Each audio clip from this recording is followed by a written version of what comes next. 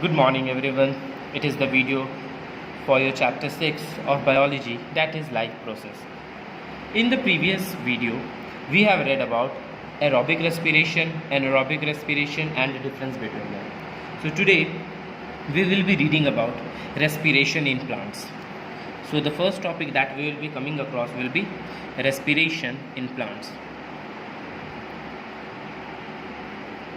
Respiration in plants. अब plants में respiration कैसे होता है? तो plant also respire by taking carbon dioxide by taking oxygen and giving out carbon dioxide. तो प्लांट क्या करता है, कभी कभी they also take oxygen and give out carbon dioxide. ठीक है, वो लोग कभी कभी ऑल्सो रिस्पायर ऑक्सीजन लेते हैं और फिर वो लोग क्या देते हैं, कार्बन डाइऑक्साइड को गिव आउट करते हैं. तो अब होता क्या है, but they do not have any special respiratory system. ऐसे हम लोग क्या अभी तक पढ़े कि प्लांट क्या करते हैं, कार्बन डाइऑक्साइड इनटेक करते हैं और गिव आउट क्या करते हैं, ऑक्सीजन. लेकिन कुछ प्लांट जो होते हैं वो क्या करते हैं, ऑक्सीजन को इनटेक करते हैं और देते क्या है, कार्बन डाइऑक्साइड. लेकिन अब ऐसा तो नहीं है कि जो प्लांट कार्बन डाइऑक्साइड को इनटेक करता होगा, ऑक्सीजन को ब्रीथ आउट करता होगा, उसके पास अलग रेस्पिरेटरी सिस्टम होगा, और जो प्लांट ऑक्सीजन को इनटेक करता होगा और कार्बन डाइऑक्साइड को गिव आउट करता होगा उसके लिए अलग रेस्पिरेटरी सिस्टम होगा. तो ऐसा कुछ नहीं है, दोनों सेम होता है, दोनों के पास कोई भी स्पेशल रेस्पिरेटरी सिस्टम नहीं है. ठीक है, they do so by the simple diffusion, process of diffusion. तो ये भी किस प्रोसेस से होता है, डैट इज़ डिफ्यूज़न प्रोसेस से होता है. ये भी डिफ्यूज़न प्रोसेस से ही अकर होता है. So diffusion in different plant parts helps in exchange of gases with the environment, but the rate of exchange varies from one region to another. Means जो डिफ्यूज़न प्रोसेस है, ठीक है, जो प्लांट का जो अलग अलग पार्ट में हो रहा है वो हेल्प करता है of the exchange of gases between the environment and the particular plant. But the rate of जो डिफ्यूज़न है वो चेंज करता है, वो डिफ़र करता है. ठीक है, द रेट ऑफ डिफ्यूज़न जो है, जो रेट ऑफ डिफ्यूज़न है वो वैरी करता है, that varies from one region to another, one region to another. ये जो रेट है डिफ्यूज़न का वो वैरी करता है. ठीक है, from one region to another. कैसे?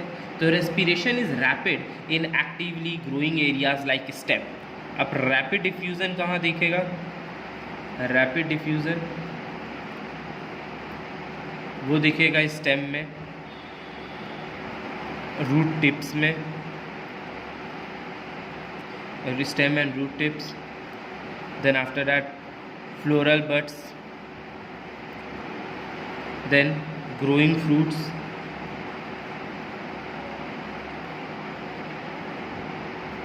and germinating seeds.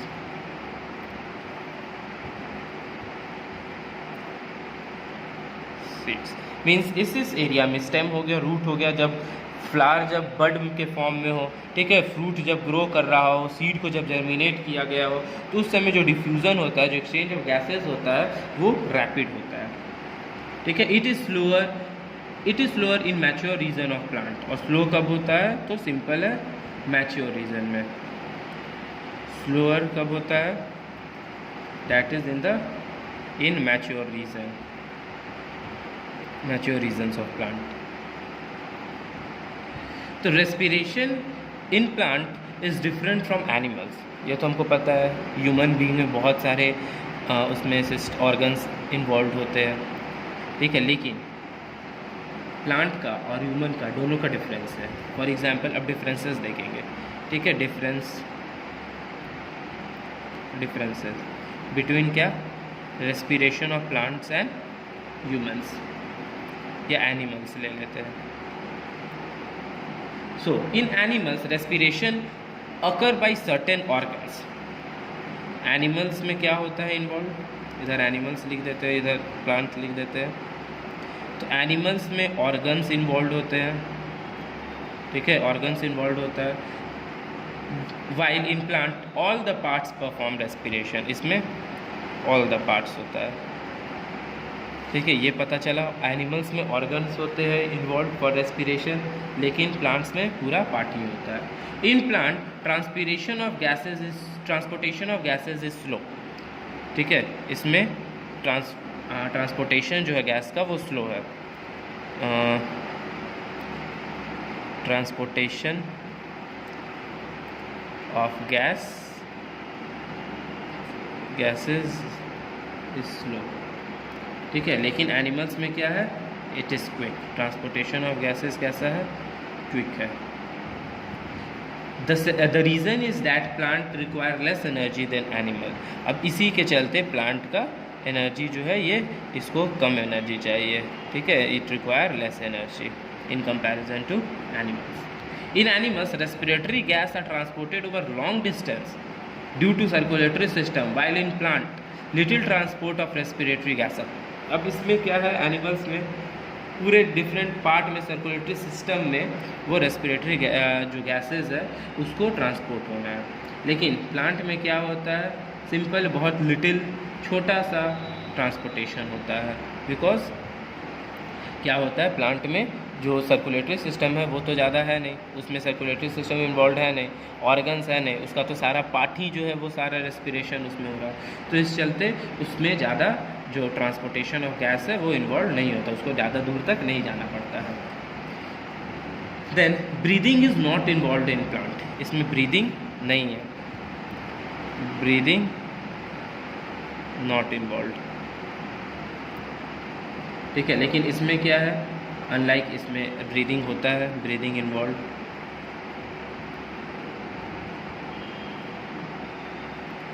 In plant the required oxygen is produce internally due to photosynthesis. ठीक है, जो रिक्वायर्ड ऑक्सीजन है, जो इसमें इसको ऑक्सीजन चाहिए, वो कहाँ प्रोड्यूस हो रहा है, तो फोटोसिंथेसिस के टाइम में ही जो ऑक्सीजन उसको चाहिए वो उसको मिल जा रहा है। लेकिन एनिमल में क्या होता है, the oxygen required for respiration is taken out from the atmosphere that through breathing.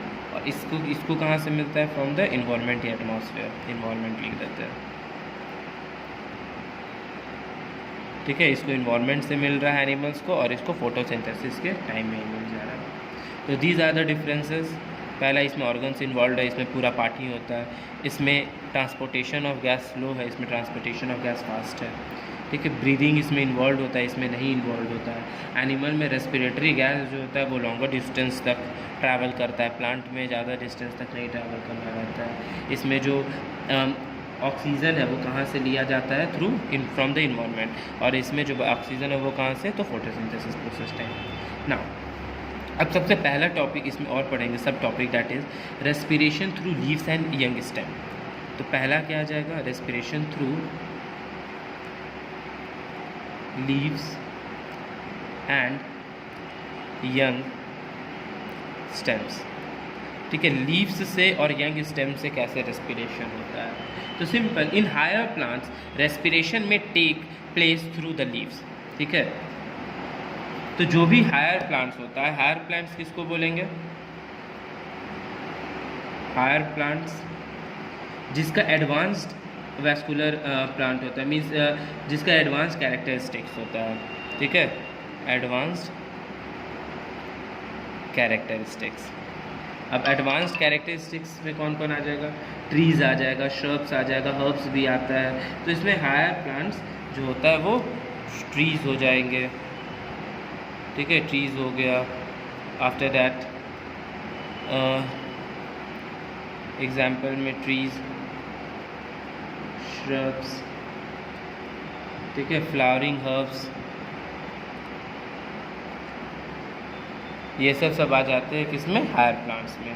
तो in higher plants respiration mainly take place through leaves. तो ये सब में ज़्यादातर रेस्पिरेशन क्या से अकर होता है, लीव्स से अकर होता है। ठीक है, the gas enter and exit the plant through stomata.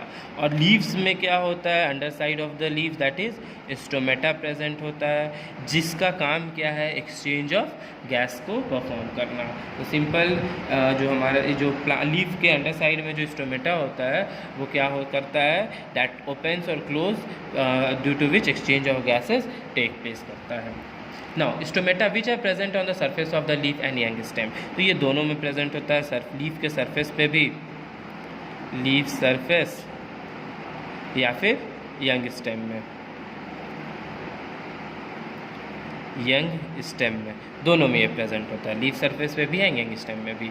Each stomatal pore is bordered by a pair of kidney shape guard cell. अब हर एक स्टोमेटा के बगल में क्या होता है, स्टोमेटा के बगल में क्या होगा, गार्ड सेल प्रेजेंट होता है, ठीक है, गार्ड सेल। अब ये गार्ड सेल क्या करता है, प्रोटेक्ट करता है किसको, स्टोमेटा को।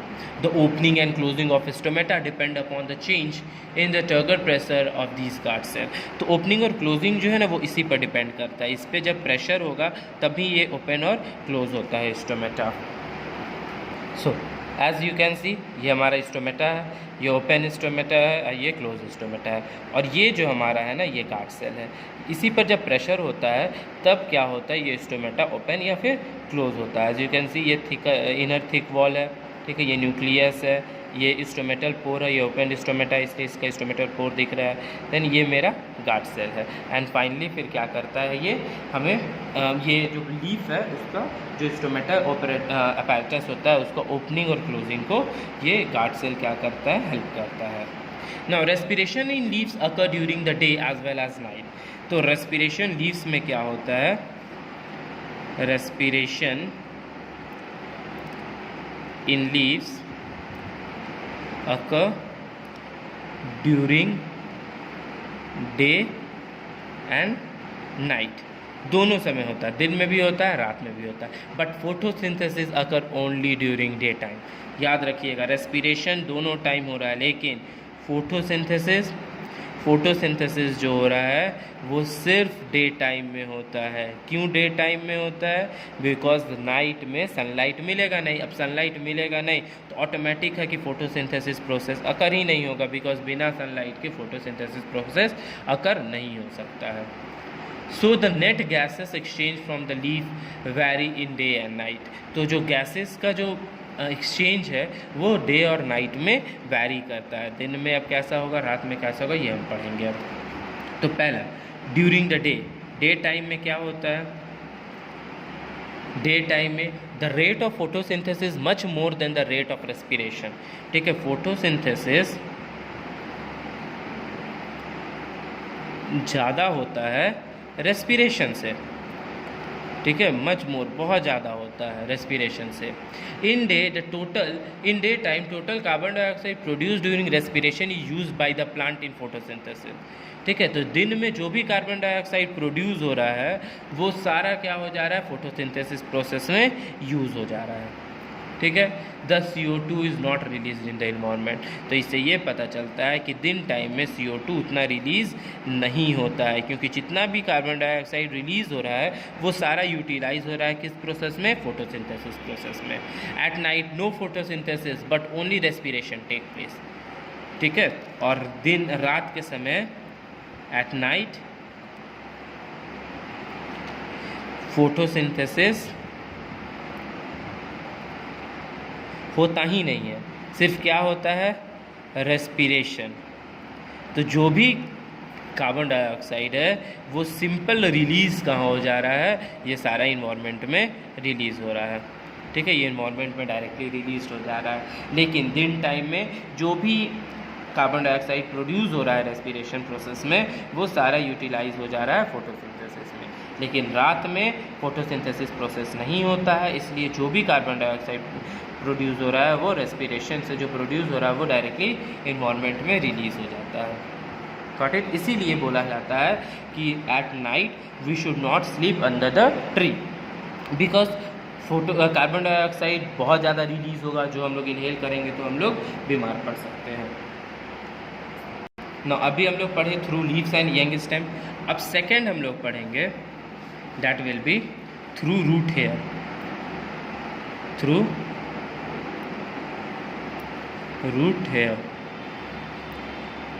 ठीक है, अब रूट में हेयर प्रेजेंट होता है, उससे कैसे होता है, तो जब भी कोई अगर सपोज एक ये ट्री ग्रो करेगा तो ट्री के अंदर में जो रूट्स होंगे उसमें बहुत सारे हेयर्स होते हैं प्रेजेंट। ठीक है। There are various 2 types of root, fibrous root and tap root. Fibrous root तो पूरा यहीं से वो लेयर ही डायरेक्टली हेयर ही होता है, लेकिन टैप रूट में क्या होता है, एक मेन रूट होता है और उसमें फिर हेयर्स प्रेजेंट होते हैं। Now respiration also take place through root, ठीक है। रेस्पिरेशन लीफ से भी होता है, यंग स्टेम से भी होता है, और रेस्पिरेशन रूट से भी होता है, ठीक है, रूट से भी होता है। Root hair are present on the surface of young stem. जो रूट का हेयर है, रूट हेयर है, वो कहाँ प्रेजेंट होता है, यंग रूट में प्रेजेंट होता है। जो यंग रूट्स होता है उसमें प्रेजेंट होगा root hair. Their surface is permeable to metabolic gas that is oxygen and carbon dioxide. तो उस जो रूट यंग रूट है उसका जो सरफेस है वो कैसा होता है, वो परमिएबल होता है, ठीक है, परमिएबल होता है। Permeable means what, allowing liquid और gas to pass through it, ठीक है। तो ये परमिएबल होने के कारण इसमें गैसेज इजीली पास कर जाते हैं। तो ऑक्सीजन है और जो कार्बन डाइऑक्साइड है वो इजीली ये दो गैस उसमें पास करते हैं।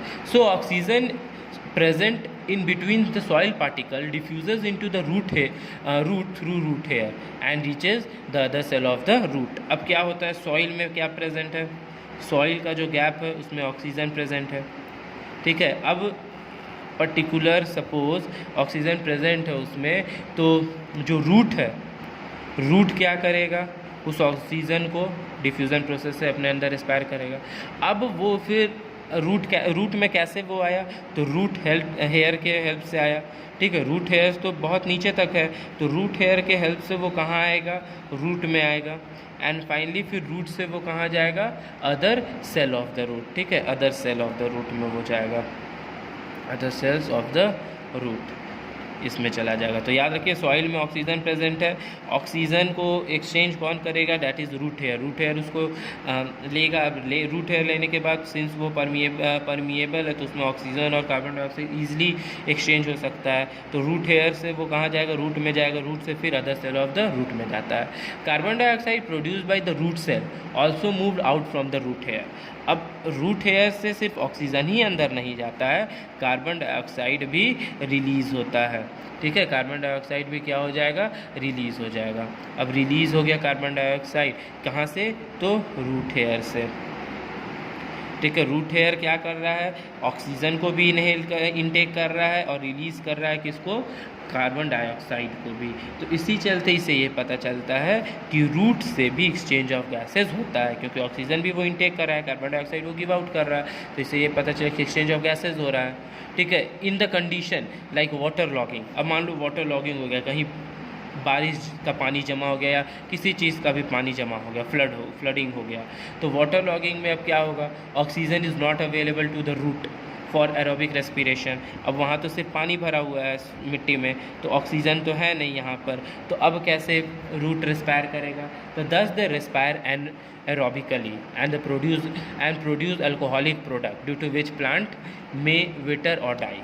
अब इसी चलते वाटर लॉगिंग में रेस्पिरेशन प्रोसेस हो नहीं पाएगा, ठीक है, एरोबिक रेस्पिरेशन हो नहीं पाएगा, रेस्पिरेशन हो नहीं पाएगा। तो एरोबिक रेस्पिरेशन जब नहीं हो पाएगा तो इसके चलते अब प्लांट एनारोबिक रेस्पिरेशन लेने लगता है। जैसे ही एनारोबिक रेस्पिरेशन लेगा क्या कन्वर्ट हो जाएगा, प्रोड्यूस होगा, डायरेक्टली प्रोड्यूस होगा अल्कोहल। अब अल्कोहल जैसे ही प्रोड्यूस होगा, अल्कोहल प्रोड्यूस होगा, प्लांट या तो फिर डाई कर जाता है, ठीक है, वो डाई कर जाएगा।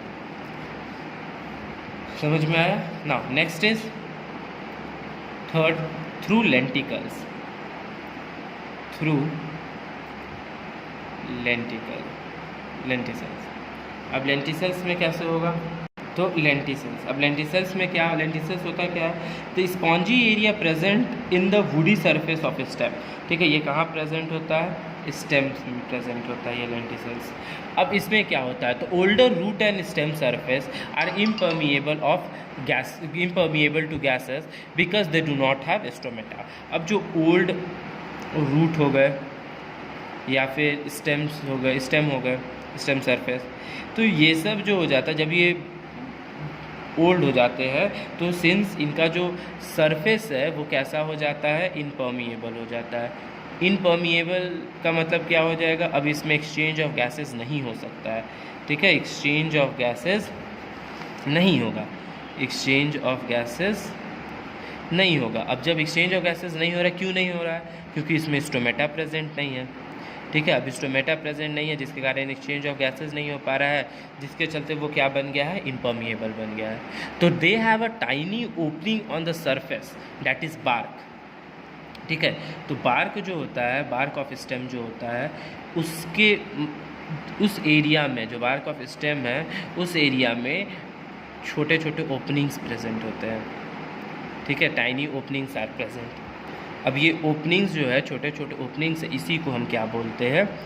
लेंटिसेल्स बोला जाता है, ठीक है। वो ओल्ड रूट या स्टेम में नहीं प्रेजेंट होता, वो कहाँ प्रेजेंट होता है? बार्क ऑफ स्टेम में। किस फॉर्म में? तो टाइनी ओपनिंग्स के फॉर्म में, जिसको हम क्या बोलते हैं? लेंटिसेल्स बोलते हैं। Now lenticels contain a mass of loosely arranged complementary cell. अब इसमें जो सेल्स होता है वो कैसा होता है? लूजली अरेंज होता है, टाइटली अरेंज नहीं होता है, लूजली अरेंज्ड होता है, ठीक है। बहुत ही लूज अरेंज्ड होता है।